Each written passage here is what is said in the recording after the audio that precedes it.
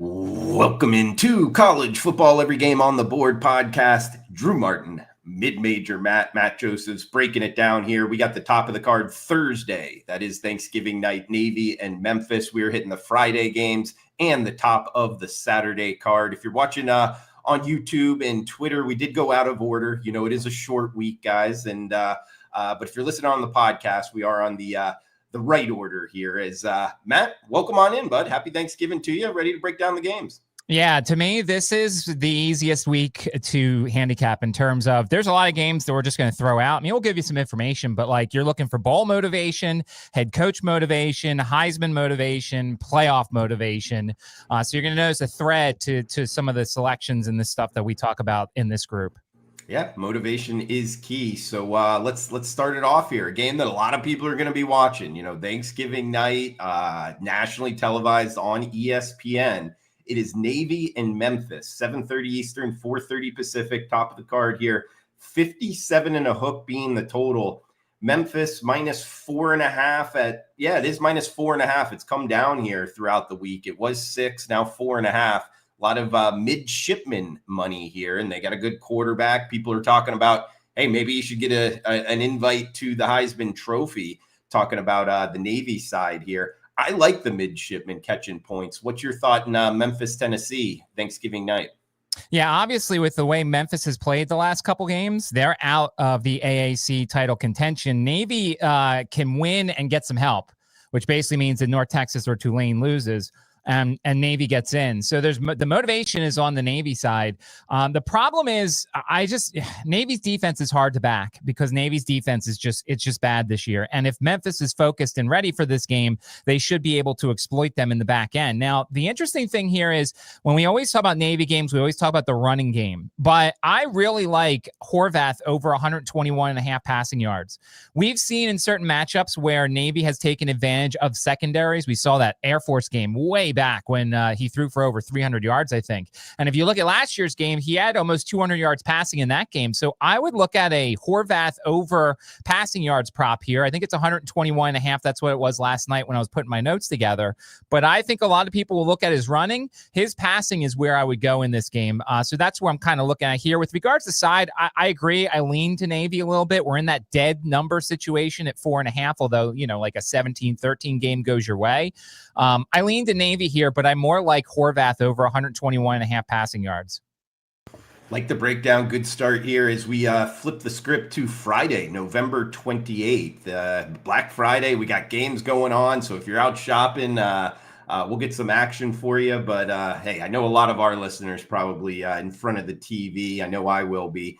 So top of the Friday card here, Matt, 12 noon Eastern, 9 a.m. Pacific, 3:15, 3:16 going down in rotation order. Ohio and Buffalo, little Friday action. -7 at most shops. That is the Bobcats as the road favorite. There is 6 and a hook out there if you like the Ohio side. 44 being the total. Weather a little bit of an issue. I'll say this, though, Matt. Buffalo, they struggle throwing the football. Their quarterback, Robertson, I guess a good athlete. He just throwing the ball down the field is not his strength. And he's up against Parker Navarro here for Ohio. I like the Bobcats, but I'll throw it over to you. What are you liking in Buffalo, New York, top of the Friday card? Yeah. There's going to be some wind. There's going to be some weather situations that will certainly bring up cold and very windy in Buffalo for this game, like 18, 20 mile per hour wind gusts, which I don't think is going to hurt Buffalo because they can't throw it anyway, as you mentioned. I don't know where Buffalo's head's at. Like, as a guy who had their win total over, this team's been so disappointing this season. Like, as you said, the quarterback play has been bad. Al-Jay Henderson has not been used enough at times. They have some great wide receivers. Their defense, which is very good. I didn't realize that Red Murdoch, their linebacker, is from the Richmond area. So I didn't realize that until now. But yeah, Ohio has a shot to make the MAC title game. There's like actually some calculations that if certain things happen, they go to like nerd numbers. And if the nerd numbers come out in their direction. So like basically Ohio still has a chance to make the MAC title game in this situation. So anything involving this game is probably Ohio or pass. The under could come into play a little bit here. If you don't like Buffalo's offense, their team total 17.5. I think Ohio's defense is good. It's not great, but I think Buffalo is a team that I don't want any part of right now. Yeah, sounds like we're on the same look there as we got a big one up next, the Egg Bowl. Ole Miss and Mississippi State from Starkville, Mississippi. The cowbells will be ringing. We are seeing the Rebels -7 at most shops as the road favorite, 62, 62.5 being the total. I'll tell you this, Matt, Lane Kiffin, everybody talking about what's he going to do, if you have any opinion on that. One matchup handicap I looked at is Jeff Levy, the head coach for Mississippi State.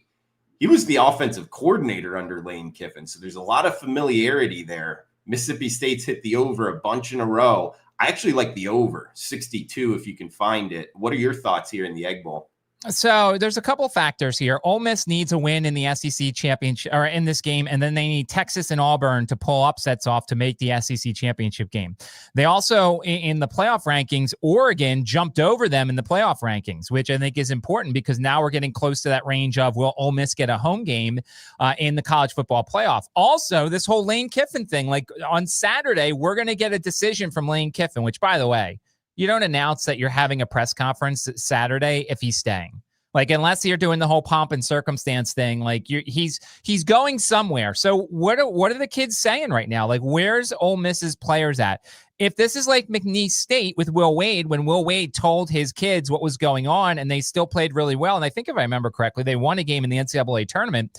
If he's been telling them and they're like, they know what's going on, then maybe they're going to be really focused for this game. It's the rivalry game.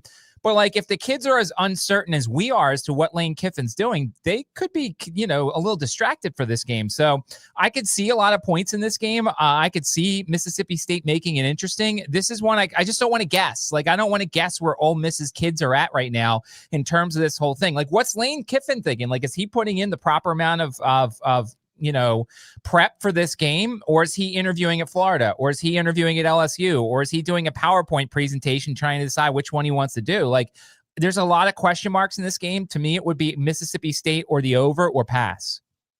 You talk to a lot of head coaches, ESPN Richard. Matt, what's your thought? If you're projecting out, where's Lane Kiffin next season? So the noise and the odds say LSU. There's a lot of noise coming out of Baton Rouge. The contract that they're preparing is quite a bit, and I would think that he's going in that direction. If I was him, I'd stay or I'd go to Florida.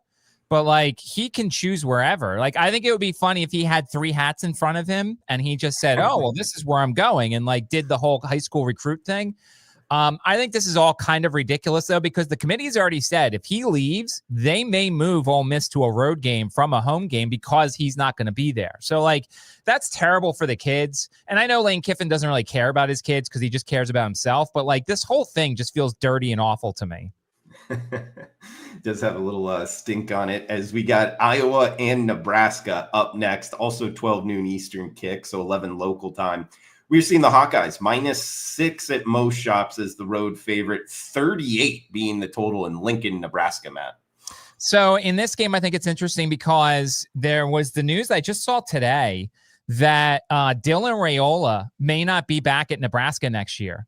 And they are preparing for him to leave. So I don't know what that means. I assume he's going to keep starting. It's not like he's been great all season. I mean, look at that game last week. They were brutal against Penn State. They've already made a bowl game. Iowa, it's going to be very cold and windy in this game. So that feels like an Iowa situation here. So to me, I would throw Iowa in like a money line parlay with something else you like. I don't love laying 6 on the road with an offense that is anemic at times. But like, I don't love Nebraska right now. And Dylan Raiola, if he's not staying at the program, like, I don't know where his head's at right now for this game. Yeah, I saw that Raiola thing. I read an article. His younger brother was committed to go to Nebraska and just decommitted, right? And right. So that's bringing up question marks in terms of him as well. Good point there, Matt. We got Kent State and Northern Illinois up next. A little bit more MACtion, 12 noon Eastern. It is Northern Illinois -5 as the home favorite, 45 being the total. I like the Kent State side. I think their quarterback, DeShields, he's a pretty good player. Haven't seen a lot out of Northern Illinois. I think the wrong team's favored here. I like the dog. You liking anything in this MACtion, Matt? I mean, I wouldn't bet in this game at all because I just don't know where the motivation is probably on the Kent State side. At 4-7, though, they're not going to make a bowl game unless their APR is really high. And even then, I think we've got enough 6-6 and better teams that they're not going to need to go to the 5-7s. It's going to be very cold for this game. Temperatures are going to be in the 30s, maybe in the 20s for this game. So it's going to be a miserable game here. You're right. the motivation's probably on the Kent State side, but as I said, like this card is easy to just throw out some games that have nothing to do with anything and then keep other games that have to do with stuff. But you're right. And the only problem is, can you lay points with Kent State on the road? Like, I get it. Motivation's on their side, but like they still have to, win or get close, within 5 or so. So I agree with you. Kent State's probably the side, but I'm probably not going to play this one. We got late night Friday night lights. It is Arizona State for the Territorial Cup here, Matt.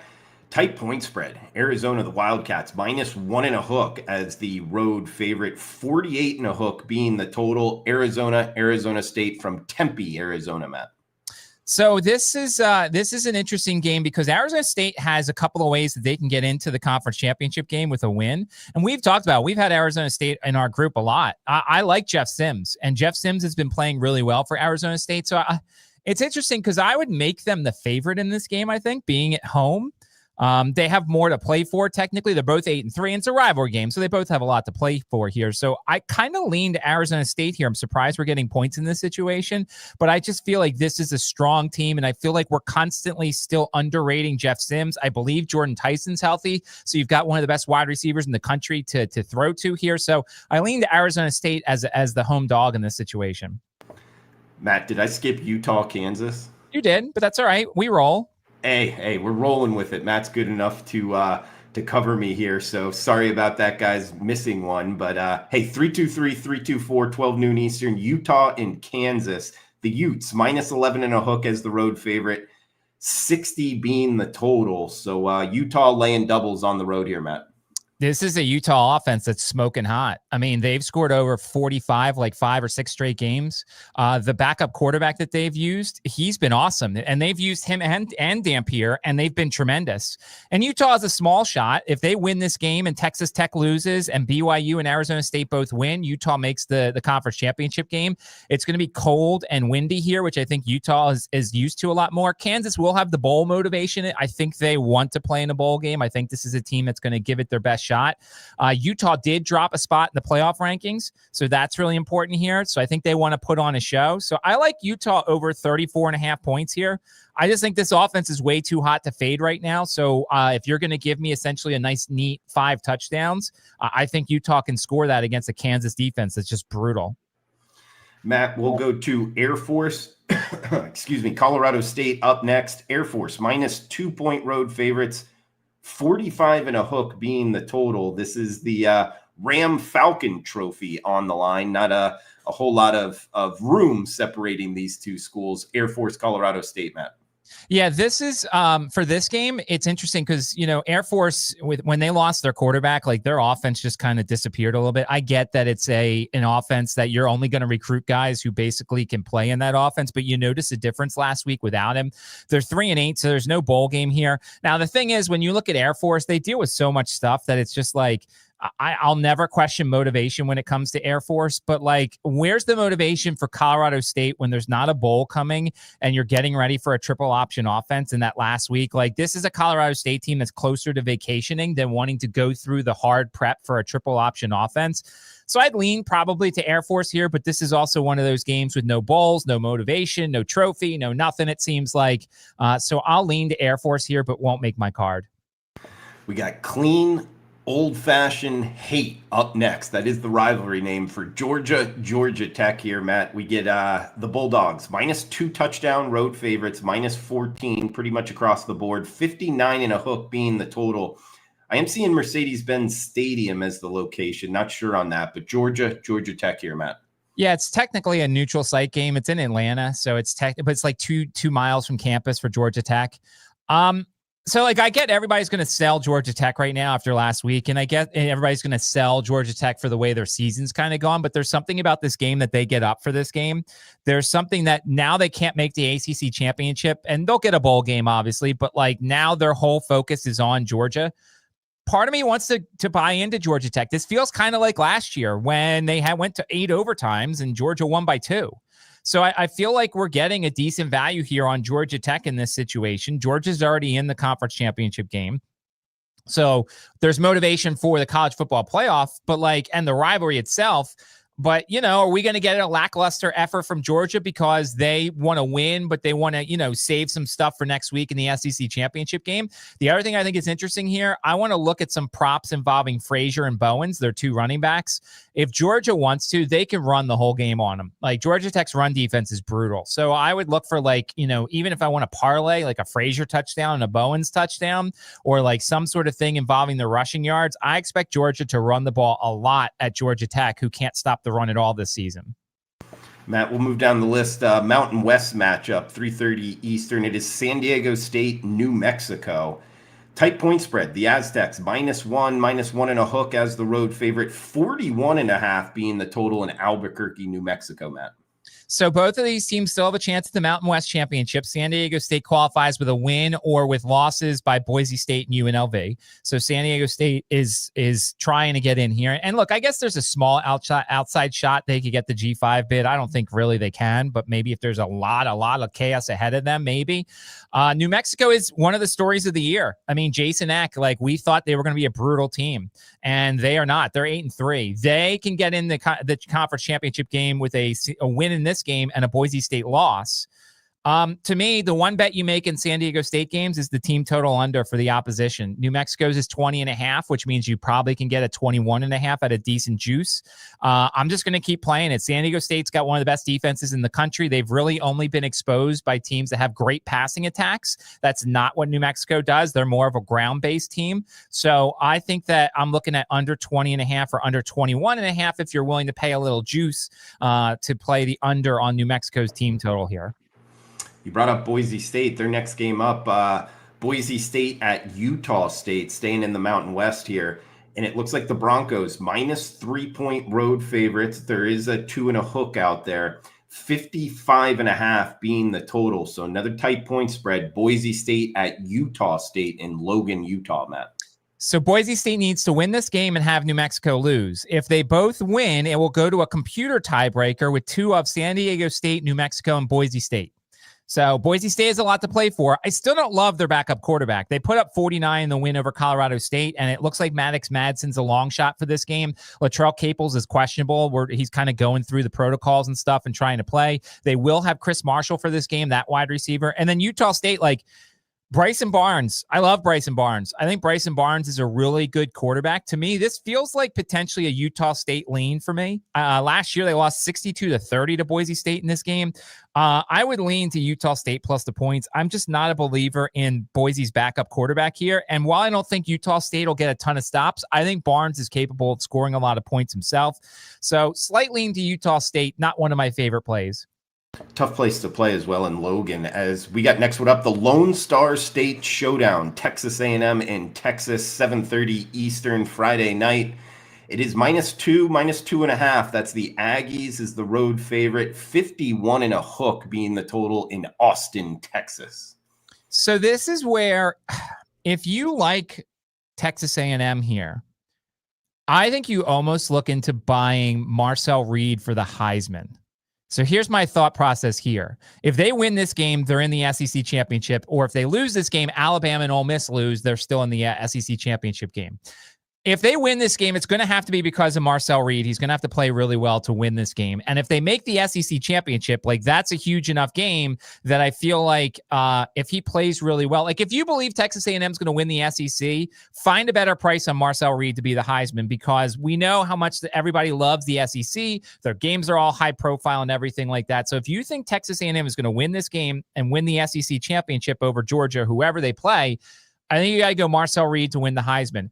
Question for this game is, which Arch Manning are we getting? Arch Manning's hot right now, playing really well. Of course, last week it was Arkansas. That's not a great defense, but he was really good. We're starting to see the Arch Manning that we all thought was going to be there.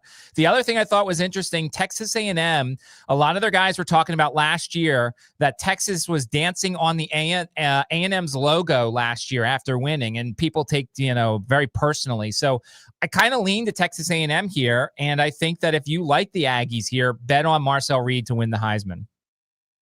Shout out to the chat box. Let's get a win. Marcel Heisman ticket holder in the house. So looks like a pretty good grab there. I'll tell you, Matt, do you follow the Heisman kind of odds throughout the year? Because I really don't, but it seems like it's pretty open for what Fernando Mendoza there, Indiana, Ohio State's quarterback as well.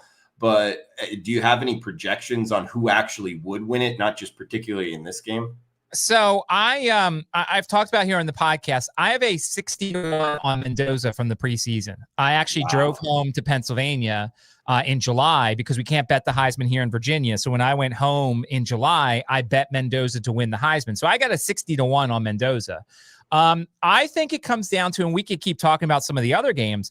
Like, if you think Jeremiah Love, like, I think Jeremiah Love's going to have a huge game for Notre Dame. So, like, I would look at, like, him to score 2 touchdowns, him to score 3 touchdowns, him to go over. I think his rushing number was 135.5 or something. Like, Notre Dame's going to feed him a lot to try and get him at least to New York. I think he's 2nd or 3rd in the Heisman. To me, this is a relatively easy thing to do. Like, look, there's no value on Mendoza, so I wouldn't say take him right now. But if you think he's going to win the Heisman, he's going to have to throw for a bunch of touchdowns, run for some touchdowns. We're about to get into that game next, Indiana and Purdue. So that's where we could talk about that. If you think Sayin of Ohio State is going to win the Heisman, then I think you weigh the price of taking Ohio State's money line against Michigan and then Ohio State's money line against Indiana versus taking Sayin to win the Heisman. Like, I think this is the situation where there's connecting bets to make with everybody who's at the top for the Heisman. And I think those are probably the smarter bets to make than just straight up betting on like these each individual games.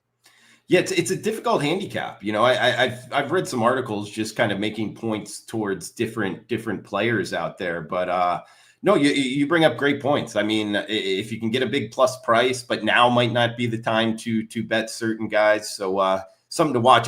I did read some, not that it matters. What, every year that ends in 5, a running back has won it. So that would point towards Notre Dame there. And is there anything, you would know more about it than me, isn't there like regional rivalries with the Heisman? Meaning if you have too many guys in the same region of the country, it actually hurts those because of the voting system. Have you ever heard that? I guess, but you can also say that, you know, Sayin versus Jeremiah Smith, right? The wide receiver, like who makes who? Does Jeremiah Smith make Sayin? Does Sayin make Jeremiah Smith? Like, are there people in Columbus or that area who would vote for the wide receiver instead of voting for the quarterback? So, like, I think that's kind of the interesting thing here. And I think it's all about high profile. Like, everybody wanted to bet on Marcel Reed after that second half against South Carolina. And he had a really good game, but then last week he played an FCS opponent, and so like the buzz kind of died out a little bit, much like it died down a little bit for Mendoza because Indiana was off last week. So like I think it's one of those things where it's constantly changing, and so I think there's ways to take advantage of it, whether it's betting on the team or betting on the Heisman with these last couple games that are coming up. Well, we brought it up there. The Indiana Hoosiers at Purdue, the Boilermakers, and they're laying, 4 touchdowns, even 28 and a hook on that number as the road favorite, 54 being the total. One of the best rivalry names in all of sports, playing for the Old Oaken Bucket. Indiana at Purdue here, laying a big number for the Hoosiers, Matt. So I'm talking to you, Kurt Signetti. Yeah, like listen to me, all right? We've talked before. I've talked to him as a member of JMU. Like I think I still have his phone number. I don't know. I probably deleted it. I'm talking to you, Kurt. All right, Kurt. I need you to unleash Heisman Mendoza this weekend. Like I need 4 passing touchdowns, a rushing touchdown. Like I need everybody to remember why he's the best player in the country. He's really not, but whatever.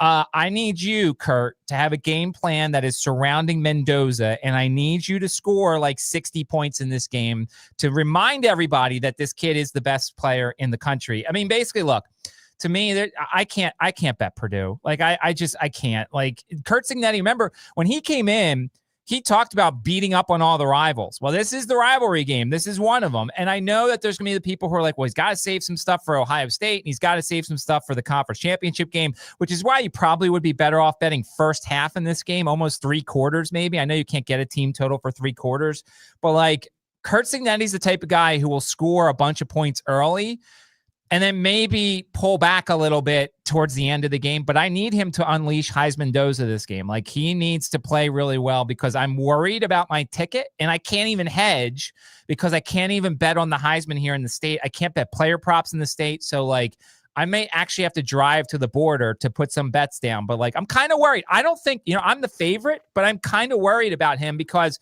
here's the thing. If he plays well in this game but doesn't play well in the conference championship game, like, that's it. He's done. He's not going to win the Heisman here. So, like, I'm kind of worried here, even though I'm the favorite in the race right now.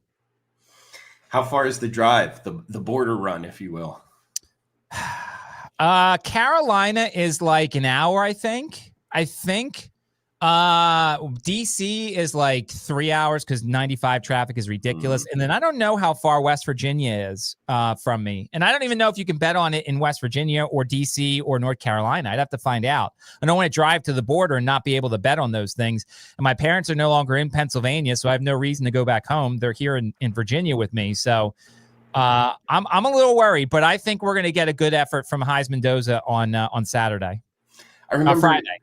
Yeah, I remember you talking about like going to Vegas with your dad and watching the games. Do you still do that? That sounded like a cool father-son thing. We haven't been there since the pandemic. I have not been to Vegas since the pandemic. So it's been a while. I probably will have to go again. But like, I also have a lot of casinos around here. There's a gorgeous casino outside of DC that like I could just go there instead. True. As we got one game left here, Friday night or Friday afternoon, it is Temple and North Texas. The Mean Green minus 20-point home favorites. There's a 19 and a hook out there, 65.5 being the total. Temple, the Owls, at the Mean Green here. So I think this will be my best bet. Haven't finalized it yet, but North Texas is doing it right. Like, they keep pouring it on. They scored 56 against Rice last week, hit the easy team total over there. I think I'm going to do it once again here. Their team total's 41.5. I just think North Texas has a really good offense. And here's the thing that I think everybody has to pay attention to, because everybody saw the news yesterday that Eric Morris is going to be named the new Oklahoma State coach. Here's the key. He's staying with North Texas until the end of the season.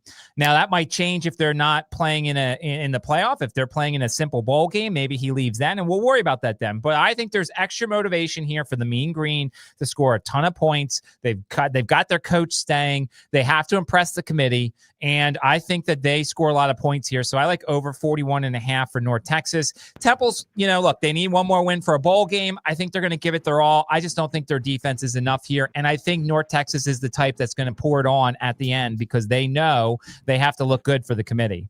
Yeah, style points mattering for sure. As we'll flip the script, Saturday, November 29th, 4:30 Eastern. We're going down in rotation order, 339, 340, Florida State and Florida, the Sunshine State showdown. We get 50 being the total. Minus 1.5. That's the Gators is the home favorite. Florida State at Florida from the swamp here, Matt. So a lot of wind in this game. Windy is what we're looking at. And remember, we're doing this on Wednesday. Weather could certainly change from there. So I'm just putting it on your radar that wind could be a factor here. My question is are the Florida State players happy Mike Norvell's getting retained? I don't know. If they are, they're going to be really motivated. Problem is Florida State's brutal on the road. I mean, their season died on the road when they lost in Charlottesville, and then they came home and they lost to Miami, and then they lost the next game. Like, their season, like, they're playing for bowl motivation. They're playing for 6-6, but I can't trust them on the road. Problem is, and we talked about it here, Florida's done. Like, they're 3-8. They're done. It's funny because I did a couple of podcast hits, and last week was on Florida. I was on Tennessee last week. I was like, Florida has no motivation whatsoever. And everybody's like, oh, Tennessee or Florida. And I was like, they just have nothing to play for. There's no bowl game in their future. Their coach is fired. They're ready for vacation. I get it's a rivalry game. I get it. But like, they didn't show up against Tennessee. They didn't show up against Kentucky. Why do I think all of a sudden they're just going to show up here? So this is a tough game for me to handicap because if Florida State players don't like Norvell, they're not going to be happy he got retained. And then you've got on the other side a Florida team that is ready for the offseason. So slight lean to Florida State here, but this is a pass for me. I can't put my money on either of these teams right now. Yeah, difficult one for me as well, Matt. As we'll head to the Big 12 up next, Texas Tech and West Virginia. Red Raiders minus 23 and a hook as the road favorite, 54 being the total. Texas Tech, so very much in the college football playoff hunt, currently in it. But this is a big number. Tough road trip as well. Lubbock, all the way near the East Coast here to Morgantown, West Virginia. What are you thinking, Texas Tech, West Virginia? Very cold for this game, so that's going to be a factor. Texas Tech is in a win and in scenario. If they lose, they can also get in with a loss by Arizona State. So they're pretty much in the conference championship game. They're coming off a bye, so they've had 2 weeks to prepare for this game too, which I think in some situations helps teams that they have that extra week. And I think in some cases it's like, well, you're just delaying the inevitable. West Virginia is coming off a bye week last week, and normally I'd say I don't think we're going to get much from them, but I feel like Rich Rod's going to give us one last hurrah. This is not based off any handicapping whatsoever. This is based off a hunch. I kind of think West Virginia makes it interesting here. It's as you said, large number here. Texas Tech's going to win this game. Don't get me wrong. But I feel like Rich Rod's going to have spent that extra week off, like adding wrinkles, adding things, getting his kids motivated here. I expect a decent effort from West Virginia. My lean based off of no handicapping whatsoever, and it wouldn't be a large play if I was to play this. I like West Virginia plus the points in this situation. Mountaineers in Morgantown. Tough to disagree with that, catching more than 3 touchdowns. We got Georgia State and Old Dominion up next. Sunbelt battle here. Minus 27. That is the Monarchs as the home favorite. 58 and a hook being the total. This number speaks to the Georgia State Panthers. Miserable season. Can they stay within 4 touchdowns of ODU, Matt? So this is where I don't want any part of the number. I just want a part of ODU. I mean, last week they ran for 376 yards in the win at Georgia Southern. Here's a fun stat. ODU has outgained their opponents by 300 or more yards 4 times this season. They are one of 4 teams to do that. ODU, Oregon, Ohio State, and Missouri are the 4 teams that have outgained their opponents by 300 plus yards 4 times this season. The Monarchs are hot, and their quarterback's really good, and it's senior day and all that fun stuff. Their team total's 41.5. I'd look at the over here. There's no motivation from Georgia State for this game. They're 1-10. Like, they're a bad team. ODU's playing for a 9-3 season with a motivated head coach. I like Old Dominion's team total over here. Could see that happening, Matt. As we got next one up, ECU and FAU. This is East Carolina at Florida Atlantic. Early kick in Boca Raton, 12 noon Eastern.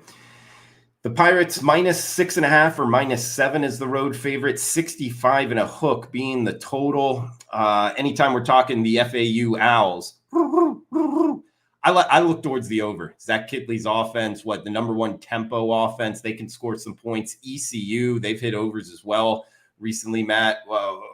I like the over in this one. What are you liking in South Florida? So I definitely watch the wind for this game. There's going to be a lot of wind potentially. Now, as I said, this is as of Wednesday, and we don't know what it's going to be like as we get closer. But yeah, you're right. I mean, I don't know what kind of motivation level we're getting from East Carolina. They had a chance to make the conference championship game. That disappeared. They looked terrible at UTSA last week. They're a different team away from home. Florida Atlantic plays no defense. I mean, they lost 48-45 to UConn. I mean, probably bet on an Easton Messer touchdown. Like, I feel like every game he's getting at least one. He's in my college fantasy football team. He's doing tremendous this season. But yeah, you're right. Probably the over in this game, because I think we're going to get 2 teams that just go out there and wing it. And you're getting 2 teams who play quickly. So I think that helps any sort of over here. The interesting thing is coming down a little bit. Like, when I did my notes, it was 67. You're giving me a number that's lower. So I don't know why anybody would take the under in this game. Last year it was a 49-14 game. So I agree with you. I like the over. Little concerned, though, on the money towards the under. Yeah, I've seen that as well. It might have to do with the wind. I've also noticed sometimes, particularly with these totals, Matt, sometimes these moves have not been correct. And I'll just leave you with this. I mean, we get East Carolina. They let up 58 points to UTSA last week. They've hit the over in 5 straight. And FAU, their game against UConn last week, scored 93 points total. So a couple more reasons to look towards the over in Boca. We got next one up, another rivalry game here in the state of Tennessee. Vanderbilt at Tennessee. It's the Volunteers, mostly -3 is the home favorite. 65 and a hook being the total. So the Commodores looking to upset Tennessee here. Are you liking anything in Knoxville? I mean, I can't bet against Pavia. I really can't. Like, here's the thing. And it's a shame that they're not going to make the SEC championship game at all, because I would almost love to have a long shot ticket on him to win the Heisman. I mean, he's capable of having a huge game here and throwing himself at least in the mix to get to New York. And then I don't know what'll happen, but like, it's hard for me to bet against Pavia right now. He's really good. They lost last year at home to Tennessee. This is a pretty good Vols team. We talked about it. They beat Florida at Florida, but like, I can't bet against Diego on the road in this situation. I don't think it'll make my card, but if you made me say like, what's going to be my play here, it would be Vandy +3. I'm with you. I'm kind of surprised by it. I thought most people would like Tennessee, and I think you get the better head coach and the better quarterback with Vanderbilt plus the points. So I would look towards the Commodores as well, Matt. Great breakdown. As we got Georgia Southern and Marshall up next, the Thundering Herd -8.5 is the home favorite, 63 being the total. Georgia Southern at Marshall. So this is win and you're in bowl game. Both are 5-6. Both are 3-4 in conference. So like you're going to get motivation here, I assume. I've never been a Georgia Southern guy. I watched that game last week against ODU. They were brutal. JC French was terrible. The offense looked bad. They couldn't move the ball. And that was against a mediocre ODU team. Marshall has been all over the place. Like Marshall looked really good, I thought, in the JMU loss, but then last week they lost at App State. I don't love their quarterback, Carlos Del Rio Wilson. Like he's a good runner. He's a decent passer. But like their offense has been all over the place. So like, this is a really tough game for me. I feel like we're going to see some points in this situation. The number's really high for the total. I feel like Marshall's going to win, but I can't lay that number right now.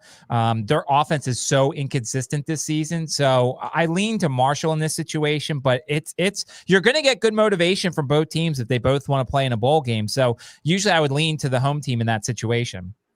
We got one game left for this segment. We'll get a best bet out of Matt Josephs at Mid-Major Matt on Twitter. Great follow there. Mainstay on the Every Game on the Board podcast. You can check out his radio show, ESPN Richmond, as well, as he follows a lot of the teams in that area very closely. And our last game for the segment includes one of them, JMU, James Madison at Coastal Carolina, 3:45 Eastern time. It is JMU -21.5 as the road favorite, 53.5 being the total as the Chanticleers host JMU here, Matt. A lot on the line. What are you thinking? I mean, look, I applaud you for ending on this game because you know who you're talking to. But like, I mean, look, we tried last week for style points against Wazoo. We lost our best bet. That was disappointing. JMU probably should have scored the touchdown at the end. They had the ball in Wazoo territory, but they took knees, which is fine. But we lost our best bet. I mean, that game Saturday is once again style points. Like, it's got to be frustrating if you're JMU to watch week after week on the college football playoff show, seeing Tulane in there and then seeing how JMU's doing. Now, I get the resume stuff. I get all that stuff, and I understand it completely.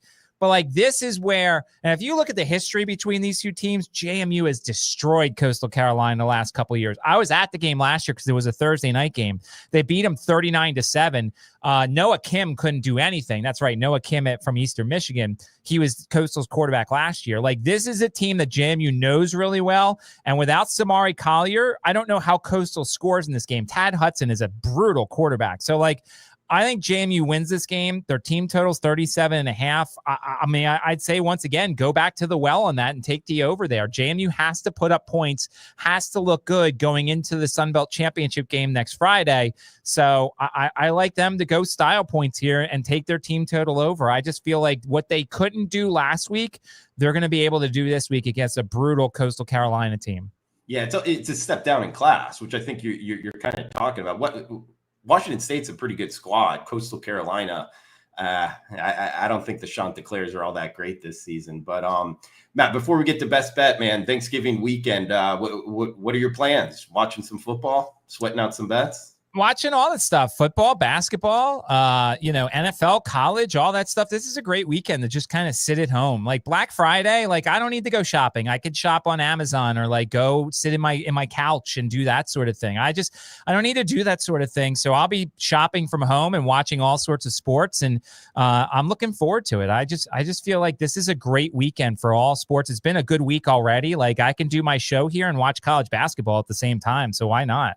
Yeah, why not, for sure. And for those joining us on YouTube and Twitter, I'm seeing the Eagles hat, and what jersey is that you're rocking? This is my Ted Lasso shirt.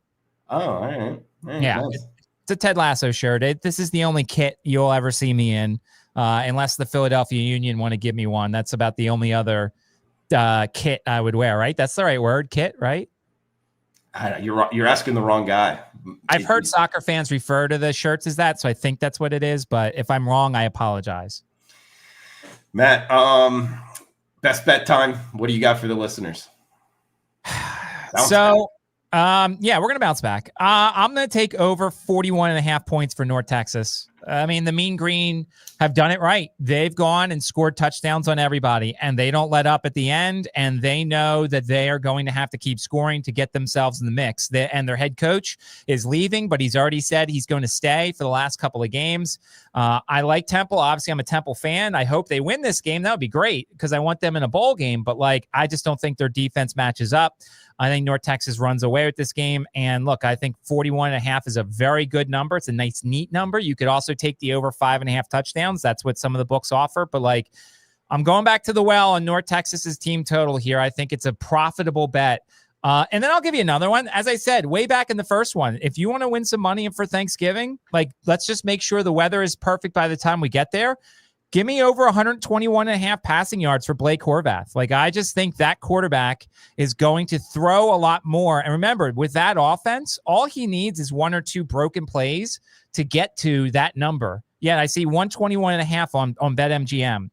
So I think that's where I like that. I think Blake Horvath throws a lot against Memphis in this game. So give me that as well. Little 2-for-1 action, like it with a prop there. So Matt Josephs, ESPN Richmond at Mid-Major Matt on Twitter. Anything else before we shut this down, Matt? No, looking forward to it. Obviously, as we said, this is a very easy card to throw games out. If there's no motivation, if there's no angles, it's very easy to throw some stuff out and just kind of focus in on who's really motivated for this Friday or Saturday. And once again, Kurt Cignetti, release the Heisman Doza on Friday night against Purdue. Beat up your rival, help your quarterback. Let me win a 60-1 ticket, please.